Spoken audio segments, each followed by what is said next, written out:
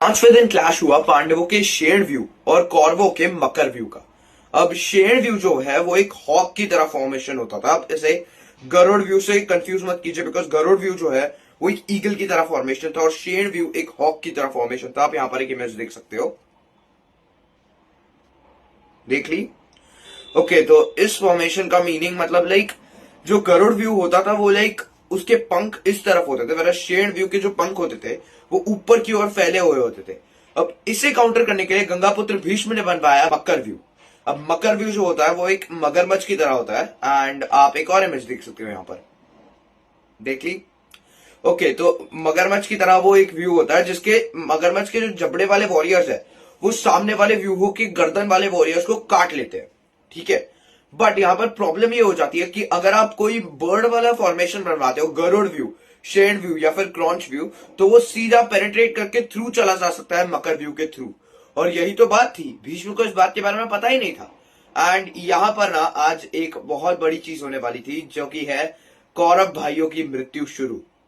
भीम ने खुद आज के दिन में 5 कौरव भाई मार दिए थे, ठीक है। और फिर युधिष्ठिर का सामना हुआ अपने ही चेले, मतलब अपने ही स्टूडेंट कौरव भाई जलासंध से। जरासंध नहीं, जलासंध, 5वां कौरव ब्रदर।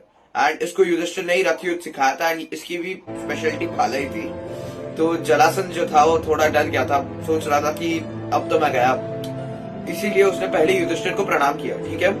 जलासंध उन तीन कौरव भाइयों में से था जिसे युद्ध नहीं चाहिए था, विकर्ण, युयुत्सु और जलासंध, ठीक है।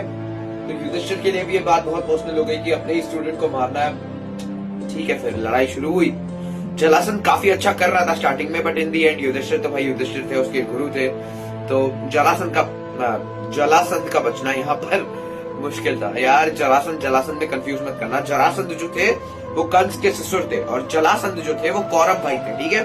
याद रखना इस बात को, ठीक है। ओके, जलासंध मरने के बाद जलासंध के जो दोस्त थे वो कोसल के युवराज थे। कोसल यानी कि आज के दिन में साउथ इंडिया में कहीं पर तो होगा, ठीक है। और उनका नाम था इंद्र। इंद्र नहीं, इंद्र। आप यहाँ पर स्पेलिंग डिफरेंस देख सकते हो, ठीक है। तो अपने दोस्त की मृत्यु देखकर इंद्र को गुस्सा आ गया कि अरे ऐसे कैसे कोई मेरे दोस्त को मार सकता है। और वो एक हाथी पर बैठा हुआ था, तो उसने सीधा युधिष्ठिर पर हमला बोल दिया। उससे लगा कि हाथी के पैर के नीचे अगर युधिष्ठिर कुचल जाता है तो युद्ध वही के वही समाप्त। पर ना मुन्ना ना, युधिष्ठिर ने सीधा अपना भाला उठाया और हाथी की गर्दन में मार दिया, जिसके कारण वो हाथी ही नीचे गिर गया।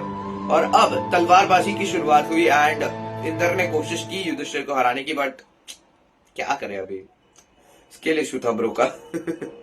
ओके, तो कौरव सेनाओं में अभी 3 योद्धा मारे जा चुके थे। तो दुर्योधन अभी और बेबस हो रहा था और वो पितामह भीष्म से कह भी रहा था कि आप पांडवों को क्यों नहीं मारते, पांडव मेरे भाइयों को मार रहे हैं।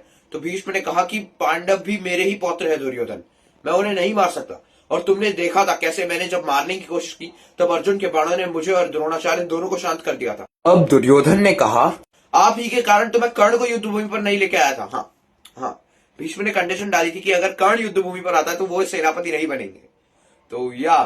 तो अब दोनों साइड का थ्रेशोल्ड फट रहा था, क्योंकि पितामह भीष्म पांडवों को नहीं मार रहे थे और पितामह भीष्म के प्रेम के लिए अर्जुन भी उन्हें नहीं मार रहे थे, जिसके कारण युधिष्ठिर और दुर्योधन दोनों का विवेक खत्म हो रहा था। अगले पार्ट्स में ना हम लोग डे 6 to 9 एक साथ समझेंगे, क्योंकि उन दिनों में ज्यादा कुछ हुआ नहीं था, ठीक है। वहां बच्चे कुछ व्यू लाइक सर्वतोभद्र, त्रिशूल, उर्मी समझेंगे। Okay guys, bye bye.